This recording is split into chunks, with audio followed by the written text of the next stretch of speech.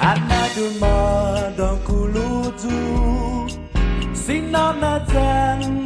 Totan Masapit mampus Idos sainaku Don kuluna agradecimentu Amzu Dinin guahu nilan inmizu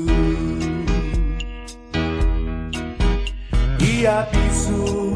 siha Niona izu tota Zan ginti hogu Nimi nalekmu Unatu nastu Nikinalateku Ilinalamunna kadadia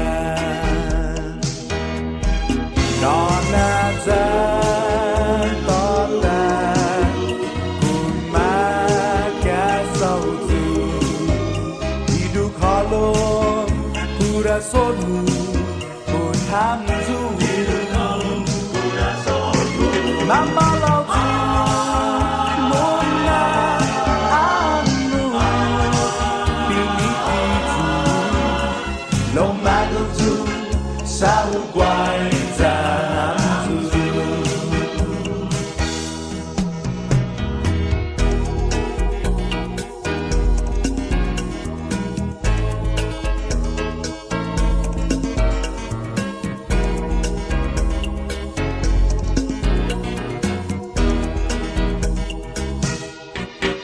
Hakuna no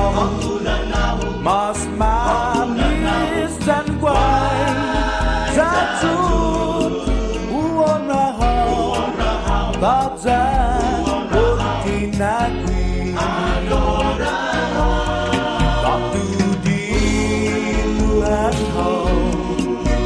Mana tujuh kau Pulpul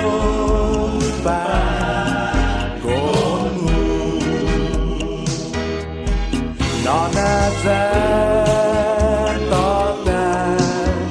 Kumaka sautu Hiduk halum Kurasonu Pun hamzu Mama lautu Mona anu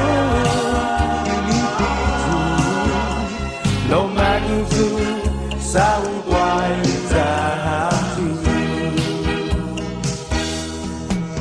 Nona zan tota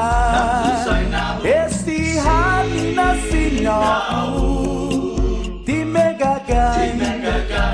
Gwina hoku Lara mohon zamu Van gagai iha Tafan magu Tafan hajat iha Nona zan tota Kumaka sautu Hiduk halom Kurasonu Pun hamzu Mama lautu Mona anu Pini pitu Lo maguzu Sau guai zahamzu Lo maguzu Sau guai zahamzu Lo maguzu Sau guai zahamzu